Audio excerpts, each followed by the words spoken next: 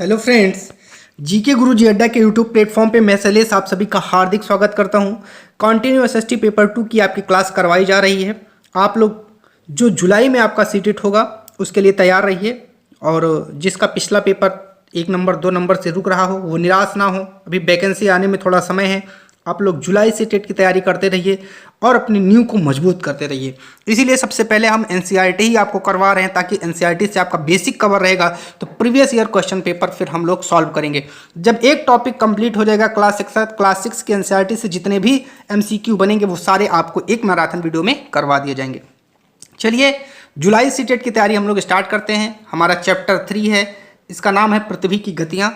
हमने पिछले 2 चैप्टर पढ़ लिए हैं, उनका जो लिंक है आपको डिस्क्रिप्शन में मिल जाएगा, जाके वहाँ से वीडियो देख लीजिएगा। चलिए सबसे पहले चलते हैं अपने टॉपिक पर और देखते हैं हमारा टॉपिक क्या कह रहा है। जैसा कि आप जानते हैं कि पृथ्वी की जो गति है वो कितने प्रकार की होती है, 2 गति की। अब आपसे ऐसे ही क्वेश्चन पूछ सकता है। हाँ, एक चीज़ और नोट करते चलिएगा, जो इंपॉर्टेंट फैक्ट रहेगा मैं इसको अंडरलाइन करके बताता चलूंगा, आप लोग उसको कॉपी में नोट करते रहिएगा भैया। पेन और कॉपी साथ में ले करके बैठिएगा, सिर्फ इंपॉर्टेंट टॉपिक को लिखना है, बाकी चीज़ें आपको सुनना और समझना है। जो इंपॉर्टेंट है अंडरलाइन करेंगे, उसको नोट कर लीजिएगा। घूर्णन एवं परिक्रमण, पृथ्वी की 2 ही गति है, एक है घूर्णन और एक है परिक्रमण।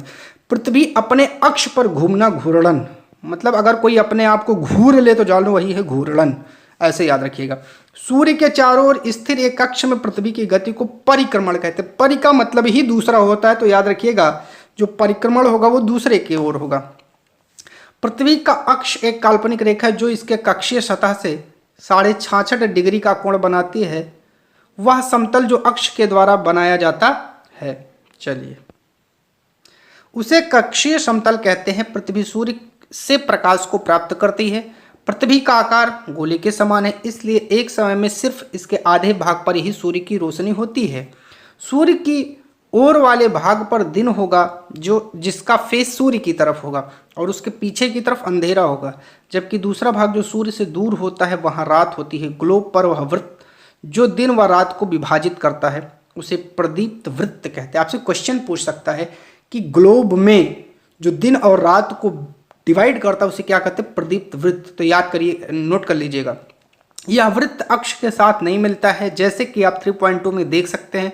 पृथ्वी अपने अक्ष पर एक चक्कर पूरा करने में 24 घंटे का समय लेती है। घूर्णन के समय काल को पृथ्वी का दिन कहा जाता है या पृथ्वी की दैनिक गति कहते हैं। चलिए ये इमेज है, हम आपको दिखा रहे हैं। ये पृथ्वी का कक्षीय समतल बिंदु है, ये आपका उत्तरी ध्रुव है दिखाया गया है, ये मकर रेखा है, ठीक है। जो ये मकर रेखा है विषुववृत्त है, कर्क रेखा है, ठीक है। ये 60 डिग्री आपको दिखाया गया है, ठीक है। तो ये आपको दिखाया गया। अब देखिए जैसे ये सूर्य है, इसकी किरणें आ रही हैं तो पृथ्वी के सिर्फ और सिर्फ आधे भाग पर उजाला दिख रहा है, पीछे के भाग पर अंधेरा दिख रहा है। तो यहाँ लिखा है ये प्रदीप्त वृत्त का हिस्सा है, ये दक्षिणी ध्रुव है, ये उत्तरी ध्रुव है। याद करिएगा, जब पृथ्वी घूम जाएगी ऐसे तो ये पीछे चला जाएगा, ये आगे आ जाएगा, तो इधर उजाला हो जाएगा, इधर अंधेरा हो जाएगा, ठीक है। चलिए एक चीज लिखा है, इसको बहुत अच्छे से पढ़िएगा। क्या आप जानते हैं, कई बार इंपॉर्टेंट की श्रेणी में आता है। प्राचीन भारतीय खगोल शास्त्री आर्यभट्ट ने बताया था कि पृथ्वी गोल है, अपने और अक्ष पर घूर्णन करती है। याद करिएगा, पूछ सकता है किसने बताया था। अगर पृथ्वी घूर्णन नहीं करे तो क्या होगा। एनसीईआरटी आपकी सभी जिज्ञासाओं को शांत करती है। सूर्य के तरफ वाले पृथ्वी के भाग में हमेशा दिन होगा, जिसके कारण उस भाग में गर्मी लगातार पड़ेगी। दूसरे भाग में हमेशा अंधेरा रहेगा, पूरे समय ठंड पड़ेगी। इस तरह की अवस्था में जीवन कैसे संभव हो पाएगा, नहीं होगा। पृथ्वी की गति जो सूर्य के चारों ओर कक्ष में होती है उसे परिक्रमण कहा जाता है। पृथ्वी एक वर्ष में 365 दिन 365 से 1/4 दिन में सूर्य का एक चक्कर लगाती है। हम लोग इसे 365 दिन मानते हैं तथा सुविधा के लिए 6 घंटे को इसमें जोड़ते नहीं हैं। इसको आगे हम लोग हर चौथे साल जोड़ते हैं, जो लीप ईयर्स के रूप में आगे चल के कन्वर्ट होता है। देखिए भैया, ये आपको एक डायग्राम दिखाया गया है। इस डायग्राम को आप लोग देख लीजिएगा। इसको बहुत जूम करना पड़ेगा, जूम करके समझाना पड़ेगा। आइए देखते हैं, संभव होता है तो करने का प्रयास करते हैं। वैसे इसको जूम करने में थोड़ा आप लोग अपने हिसाब से इसको देख लीजिएगा, ठीक है। हम देखते हैं, जूम हो जाता है तो इसको कर देते हैं आपको समझाने के लिए। चलिए ठीक है, आइए देखते हैं क्या क्या इसमें कहा है देखिए समझिएगा। ये उत्तरी गोलार्ध के शीत ऋतु की बात है। यहाँ दक्षिण अयनायत 22 दिसंबर को क्या होगा, दक्षिणी गोलार्ध में ग्रीष्म ऋतु होगी। ये विषुव है 23 सितंबर वसंत ऋतु में विषुव, ठीक है। ये क्या है, उत्तर ध्रुव दक्षिण ध्रुव है वसंत ऋतु, विषुव 21 मार्च। उत्तरी गोलार्ध में ग्रीष्म ऋतु, दक्षिणी गोलार्ध में शीत ऋतु कब होगा, 21 जून को होगा। ऐसे ही आप लोग इसको देख लीजिएगा, ये आपके थोड़ा सा काम का है, ठीक है। हमने इस पर बहुत ज़्यादा फोकस नहीं किया। चलिए आगे चलते हैं। 4 वर्षों में प्रत्येक वर्ष के बचे हुए 6 घंटे मिलाकर एक दिन यानी 24 घंटे के बराबर हो जाते हैं। भाई 4 साल गुड़े मतलब एक साल में 6 घंटे, तो 4 साल में 24 घंटे, इसका मतलब पूरा एक दिन। इसके अतिरिक्त दिन फरवरी के महीने में जोड़ा जाता है। इस प्रकार प्रत्येक चौथे वर्ष फरवरी जो है क्या हो जाता है भैया, फरवरी जो है 28 के बदले 29 दिन की होती है। ऐसा वर्ष जिसमें 366 दिन होते हैं उसे लीप वर्ष कहा जाता है। पता लगाइए अगला लीप वर्ष कब होगा। चित्र 3.3 से स्पष्ट है कि पृथ्वी दीर्घवृत्ताकार है। अब देखिए 2024 क्या है, आइए देखते हैं। लीप वर्ष है, 4 से काटो, 4 पंचे 20, 4 छंग 24, इसका मतलब 2024 लीप वर्ष है। इसमें फरवरी 29 की होगी, याद रखिएगा, आपसे यही क्वेश्चन पूछ लेगा। 2024 लीप वर्ष है तो बिल्कुल है। 3.3 से स्पष्ट है कि पृथ्वी दीर्घवृत्ताकार पथ पर सूर्य के चारों ओर चक्कर लगाती है। ध्यान दीजिए पृथ्वी पूरी कक्षा में एक ही दिशा में झुकी हुई है। सामान्यतः एक वर्ष को गर्मी, सर्दी, बसंत एवं शरद ऋतुओं में बांटा जाता है। ऋतुओं में परिवर्तन सूर्य के चारों ओर पृथ्वी की स्थिति के परिवर्तन के कारण होता है। किस कारण होता है, सूर्य के ओर चारों की जो पृथ्वी का परिवर्तन होता है, इसी कारण ऋतुएं परिवर्तित होती हैं।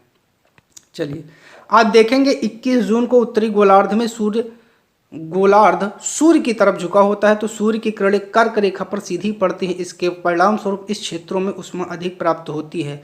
ध्रुवों के पास वाले क्षेत्रों में कम ऊष्मा प्राप्त होती है क्योंकि वहां सूर्य की किरणें तिरछी पड़ती हैं। उत्तर ध्रुव सूर्य की तरफ झुका होता तथा उत्तरी ध्रुव रेखा के बाद वाले भाग पर लगभग 6 महीने लगातार दिन रहता। चूंकि उत्तरी गोलार्ध के बहुत बड़े भाग में सूर्य की रोशनी प्राप्त होती है, इसीलिए विषुववृत्त के उत्तरी भाग में गर्मी का मौसम होता है। 21 जून को इन क्षेत्रों में सबसे लंबा दिन और सबसे छोटी रात जो है होती है। पृथ्वी इस अवस्था को उत्तरी अयनांत कहते हैं। 22 दिसंबर को दक्षिणी ध्रुव के सूर्य की ओर झुके होने के कारण मकर रेखा पर सूर्य की किरणें सीधी पड़ती है। चूंकि सूर्य की किरणें मकर रेखा पर लंबवत पड़ती है, इसलिए दक्षिणी गोलार्ध के बहुत बड़े भाग में प्रकाश प्राप्त होता है। इसलिए दक्षिणी गोलार्ध में लंबे दिन तथा छोटी रातों वाली ग्रीष्म ऋतु होती है। इसके ठीक विपरीत स्थिति उत्तरी गोलार्ध में होती है।